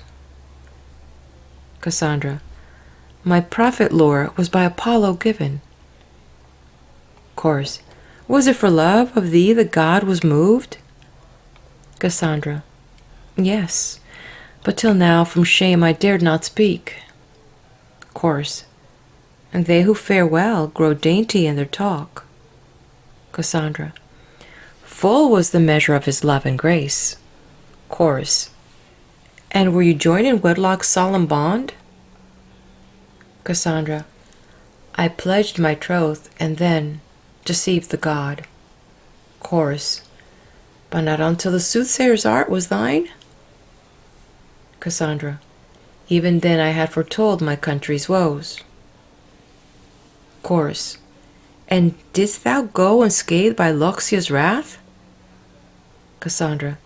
It was my penalty that none believed. Chorus. And yet to us thy warning words seem true. Cassandra. Woe's me.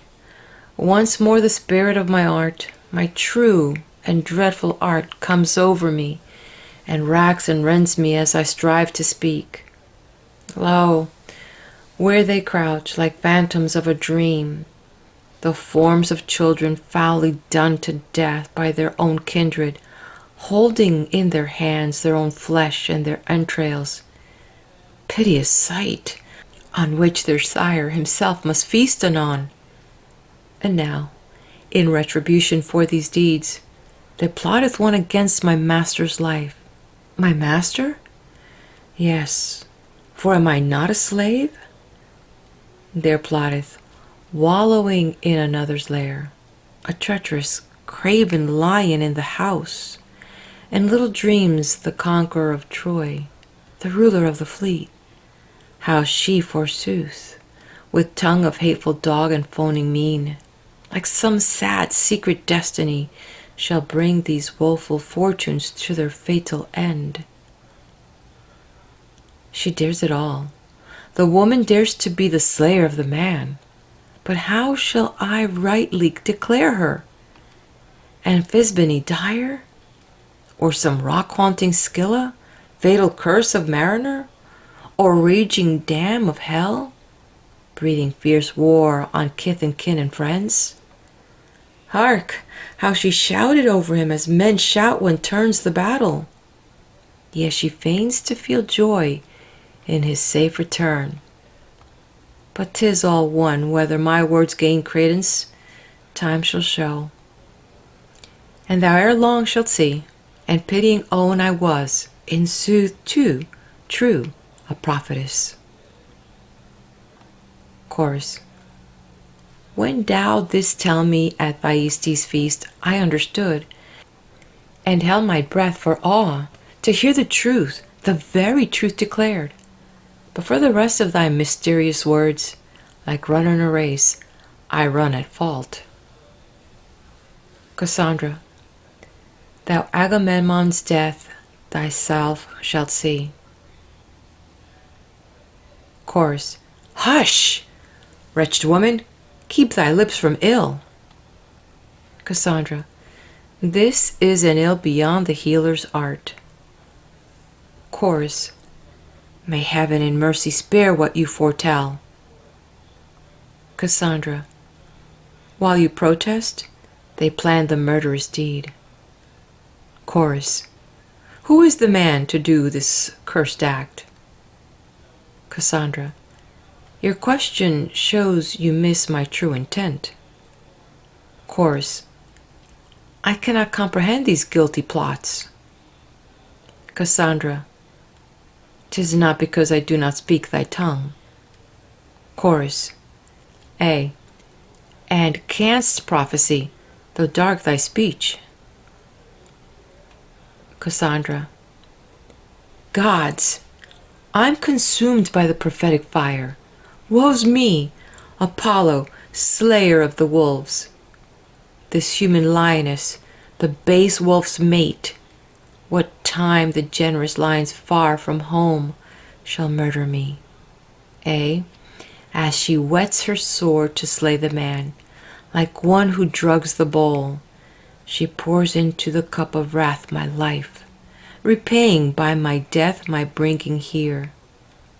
Why wear I then the symbols of my art, the prophet's necklace, the diviner's staff? They shall not live at least to see my doom. Go to destruction, whither I go too. Go and enrich some other hapless maid. A. He himself looks on and sees me scorned, unjustly scorned by friends and foes alike, tricked in these idle gauds. Apollo, he now strips me bare of my prophetic robe. And I, who have endured to bear the name of poor, starved, lying vagrant, I, on whom a prophetess, the prophet God has wreaked his vengeance, now am led to death's dark road. And instead of altar in my father's house, the block now waits me with its murderous stroke. Yet shall we not fall unvenged by heaven? For there shall come one to requite our death, a mother's slayer, one who shall exact price for a father's life. Yes, though afar he wanders exiled and outcast from home, yet shall he come to gladden his friends' eyes, and place the crowning and the coping stone on his dark, cruel work of destiny. For a great oath is registered above, that his dead sire, lying with upturned face, shall bring him home. But why make I this moan? I who have seen the ruin of fair Troy, I who now see her conquerors in turn by heaven's decree departing to their place?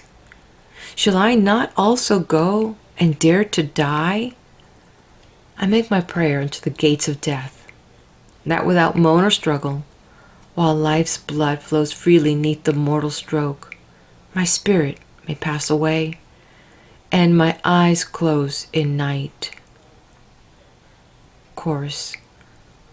O maiden most unfortunate, most wise, if in thy long and woeful prophecy thou truly know'st thy fate, how dost thou dare to walk unmoved and fearless to thy doom, like some poor heifer to the sacrifice? Cassandra. 'Tis but a respite. There is no escape. Chorus. Yet he who suffers last, doth gain in time. Cassandra.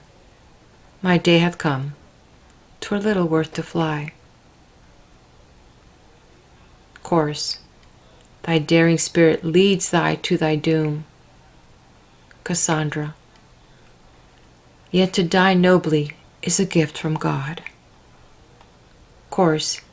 The happy tell, forsooth, another tale. Cassandra. Alas, my sire, for thee and for thy race. Chorus. What dost thou strain at with such fearful eyes? Cassandra. Alas, alas.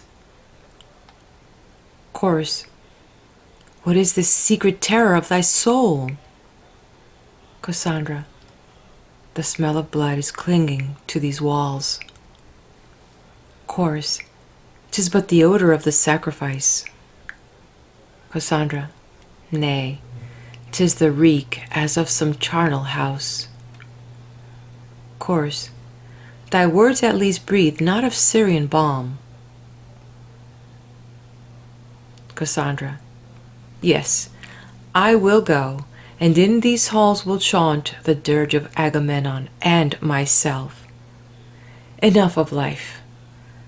Farewell, my friends, and yet 'tis not for fear I shrink like the poor bird that vainly shivers at the deadly snare. Nay, bear me witness in my coming death, when in my place another woman dies, and in the place of an ill-mated man another man shall fall.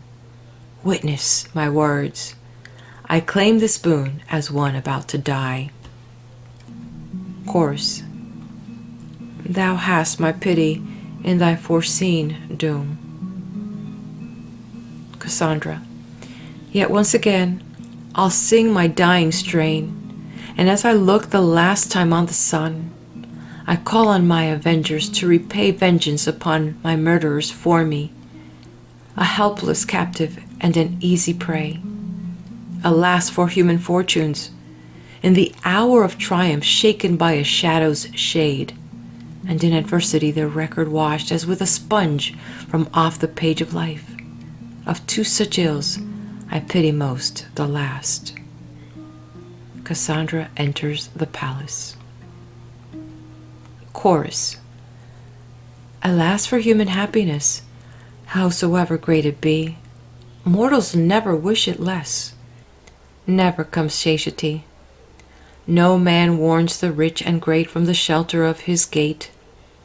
By the gracious will of heaven to our sovereign Lord 'twas given to subdue great Priam's town and see his native land once more, crowned with glory and renown. But now, if in the hour of pride and conscience power he dies, and pays unto the dead the price of blood once foully shed in the distant days of yore, who amongst mortal man shall dare to count his life as free from care? Agamemnon within. Help! I am smitten with a deadly blow. First chorus. Silence! Who says he's wounded fatally? Agamemnon. Help! Help! I'm smitten by another blow. Second chorus. Our sovereign cries declare the deed is done. Third chorus. Come, let us counsel take for action sure. Fourth chorus. I give my voice that we should straightly call here to the rescue Argo's citizens. Fifth chorus. My counsel is, fall on at once and find proof of the deed in the blood-dripping blade. Sixth chorus. I do agree, and vote for action swift. This bloody juncture will not brook delay. Seventh chorus. The signs are clear. It is the overture of the new tyranny they meditate. Eighth chorus. While we debate, they trample underfoot. Thought for delay, their right hand slumbers not. Ninth chorus. I know not what to counsel. We as yet know not the author of the bloody deed. 10th Chorus. I do agree. Pause we a while, for sure words will not call the dead to life again. 11th Chorus. What? Shall we live by base consent to those whose usurpation 'tis a shame to bear? 12th Chorus. That were past sufferance. Let us fall like men. Far better far is death than slavery. 13th Chorus. Behold, are we prepared to say these groans are certain proof of this man's bloody end? 14th Chorus. True, let us know for sure of what we speak, for guess and knowledge ever are at strife. 15th Chorus. By many reasons moved, I give my vote that we should learn how Agamemnon fares. Enter Clytemnestra. Footnote. The scene was here probably opened, and a wheeled platform brought forward showing the dead bodies of Agamemnon and Cassandra, with Clytemnestra standing over them. Therefore she says, I smote him where I stand, and the chorus later on, see her like hateful raven over him stand. End footnote. Clytemnestra. I spake in different strain from what I now shall speak, for this I take no shame. How else could we under affection's guise, in deadly conflict with our deadly foes, entrap them in a snare whose fatal bounds transcend their utmost power to escape? Though long I waited, long I did forecast this fatal wrestle of an ancient feud, the deed is done. I smote him where I stand. I smote him, yes, I scorned to lie, past cure and past escape. Round him I wrapped the robe with its entangling and destroying folds, like net around the fish. I smote him twice, and with 2 groans he slacked his limbs in death. Then as he lay I dealt him a 3rd blow, as a thanksgiving to the infernal god, the keeper of the dead.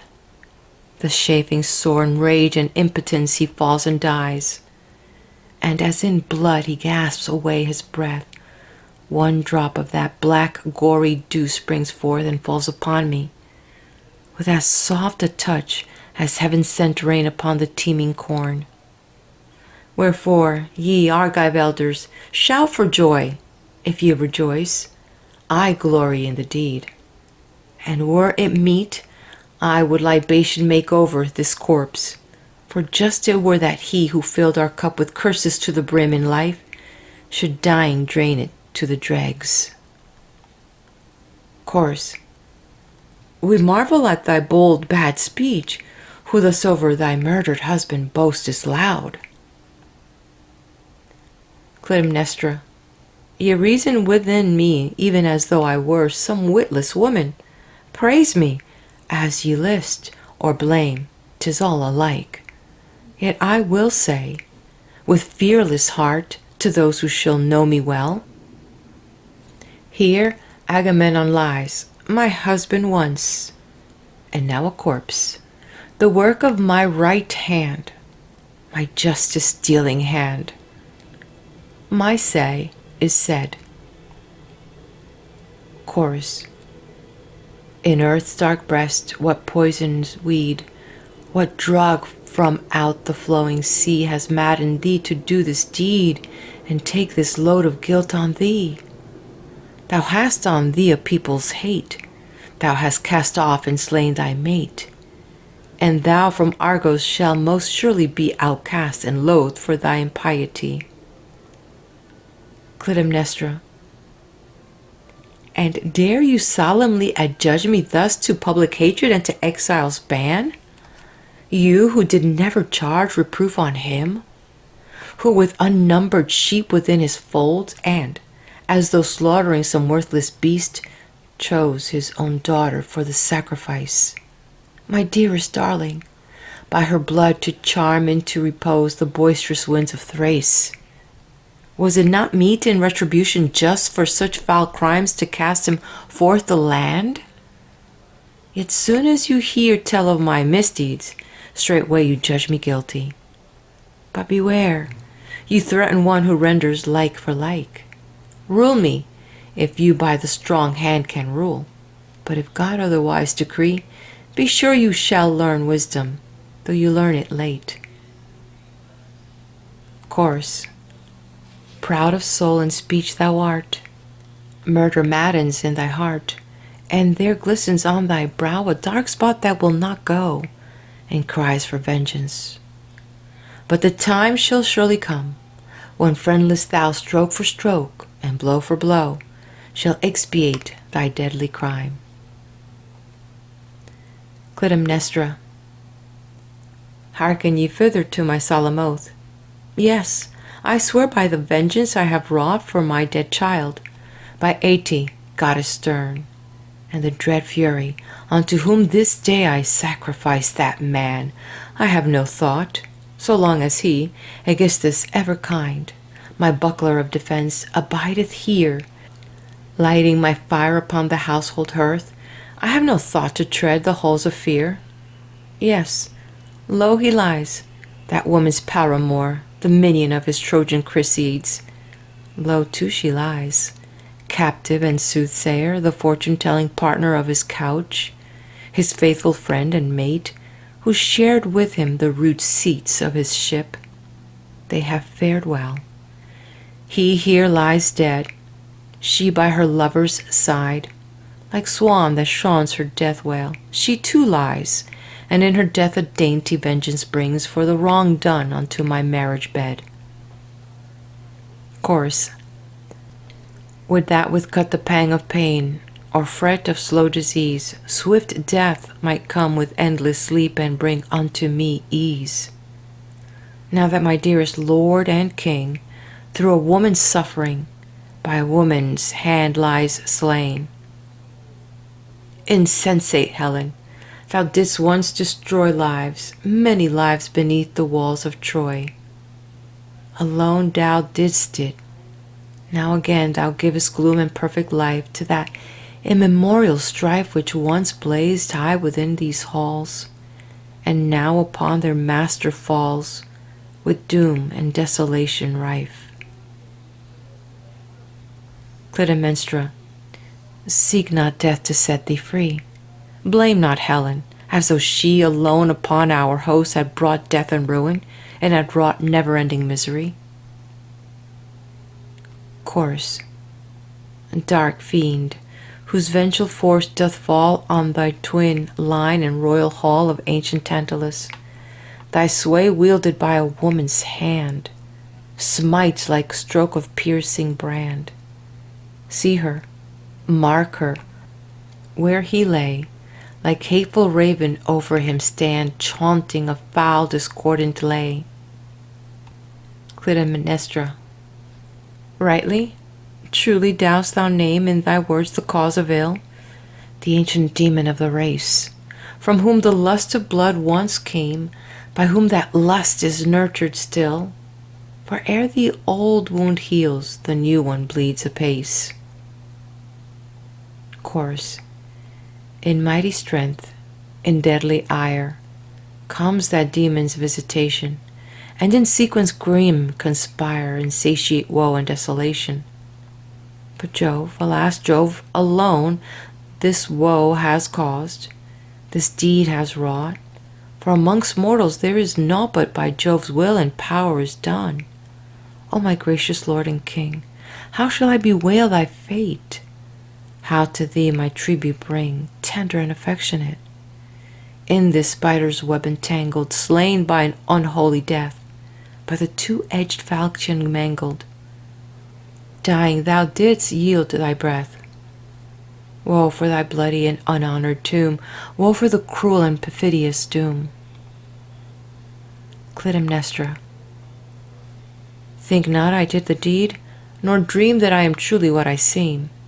I am not Agamemnon's mate, but the fierce fiend, the avenging fate, Atreus' cruel feast repaying, full-grown man for children slaying, in her semblance incarnate. Chorus. Though the dread fiend that watches over the ancestral curse from days of yore gave his aid, thou shalt not be from this guiltiness set free. Borne upon streams of kindred blood, the god of slaughter speeds his way, nor shall he check his course or stay the torrent of the darkling flood, till full vengeance he hath taken for those children foully slain. O my gracious Lord and King, how shall I bewail thy fate? How to thee my tribute bring, tender and affectionate? In this spider's web entangled, slain by an unholy death, by the two-edged falcon mangled, dying thou didst yield thy breath. Woe for the bloody and unhonored tomb, woe for the cruel and perfidious doom. Clytemnestra. Yet not worthy was his doom, who brought this curse upon our home, and slew his child and mine, the offshoot of a common line, for whom my tears shall ever flow, for whom my grief no bounds shall know. Yes, let him go and boast below, for bloody deeds that he hath done, by death his bloody guerdon won. Chorus. With reason rapt and reeling brain, I strive to think and strive in vain. Where shall I turn or whither go? Now the royal house lies low, whilst around me falls amain, not in drops the bloody rain, shaking ever, as it falls, to their base in the palace walls. And now again remorseless fate for another deed of hate sharpens the edge of justice' sword. O earth, earth, earth, would in thy breast my weary limbs had sunk to rest, ere I had seen my dearest Lord in bath of silver lying low, where he met his deadly blow. Who shall bury? Who shall mourn? Thou, his murderess, wilt thou dare with fearful chaunt and funeral prayer to speed him to his final bourne? Ha! Thankless honors to the dead, who by thy hand is lowly laid. Clytemnestra. By our hand he fell and died, our hand shall his grave provide, though no mourning throng attend to convoy to his end. Fret thee not with care like this, him lovingly his child shall meet by the swift stream of sighs, and greet with fond embrace and tender kiss. Chorus. Hard it is to speak, I ween, judgment fair such foes between, yet reproach and mortal blame ever follow wrong and shame. He who spoiled is spoiled again, he who slew in turn is slain, and, while Jove himself endure, stands this doom for ever sure, that the doer of the deed shall receive the fitting meed. Ah! Who can banish from these walls the ancestral curse of destiny? 'Tis wedded to these ancient halls. Clytemnestra. Now thou speakest true, and I with the demon of the race will compact make most willingly that I this burden bear, and he faring hence to other place, shall to murderous feud consign members of another line. Enough for me some slender share of household wealth, if free from care, for the house released may be from this deadly frenesy. Enter Aegisthus.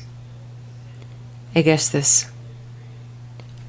Now had the light of this most welcome day brought round the hour of vengeance.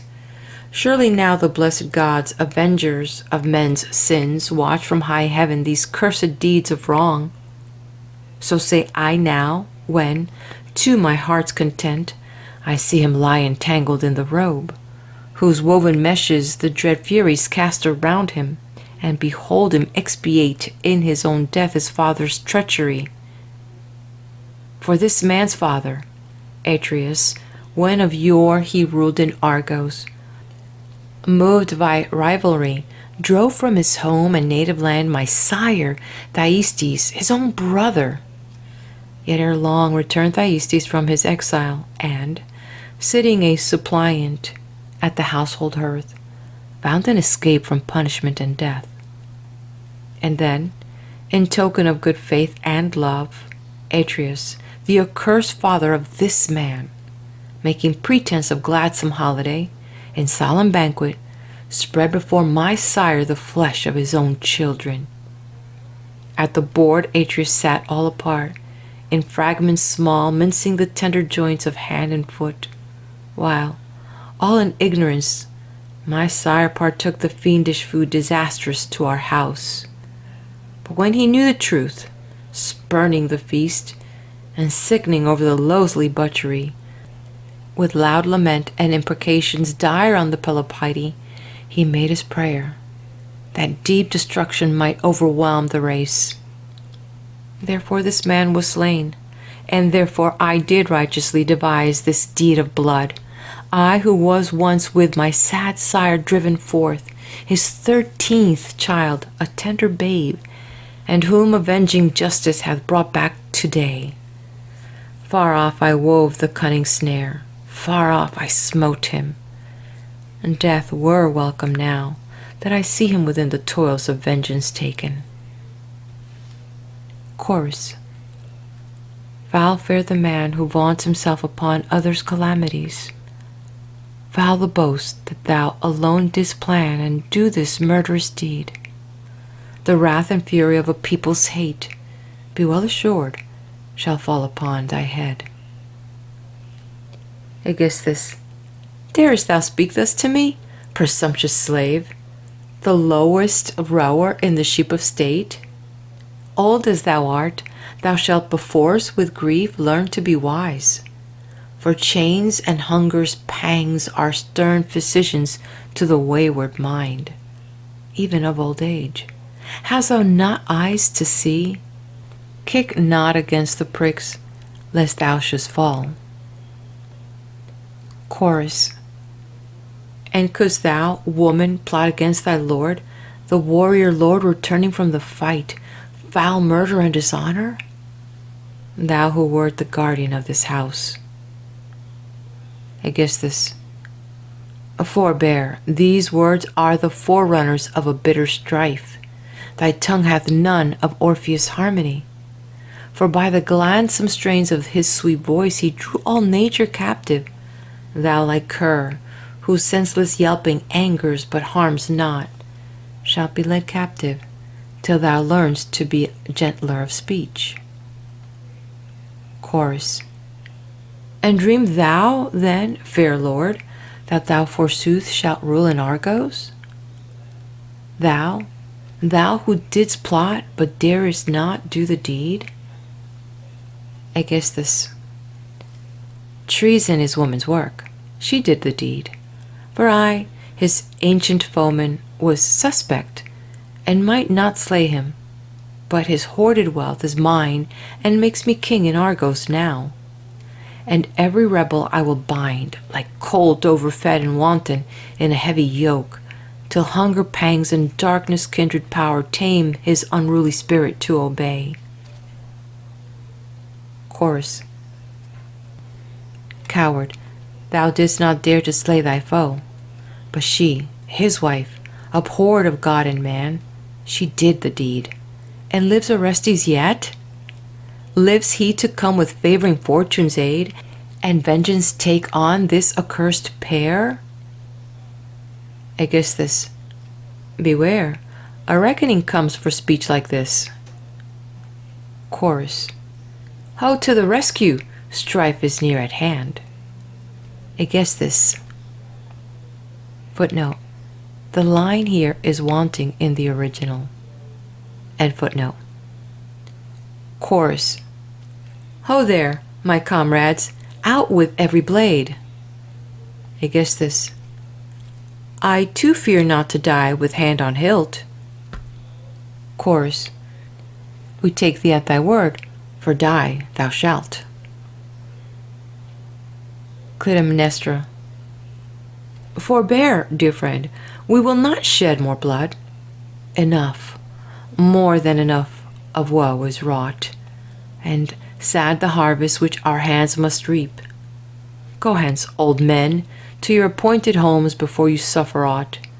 We are content to bear the lot of our own act and choice, and of man's common heritage of woe we have our share.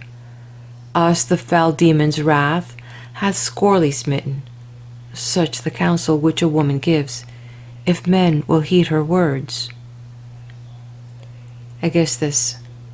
But should they flout the rulers of the land, giving free license to a slanderous tongue and scattering words of senseless arrogance?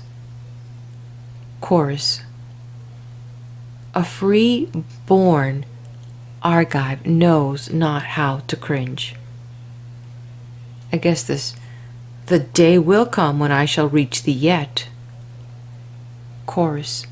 Not if heaven leads Orestes safely home. Aegisthus.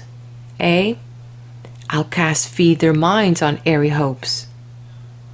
Chorus. Do then thy will, befoul fair justice form, fatten and thrive on wrong. Thou hast the power. Aegisthus. Thou shalt repay me for this insolence. Chorus. Go, utter loud and confident thy boast, like shrill-tongued cock that struts beside its mate. Clytemnestra. Heed not their currish snarls. We too, methinks, can rule and order all things in our home. The end. And this also concludes the reading of the Agamemnon of Aeschylus, translated by Lord Carnarvon. Please do hit the like button, leave me a comment, let me know you were here, share this with your friends, and for more mystic and magical moments, subscribe to the channel.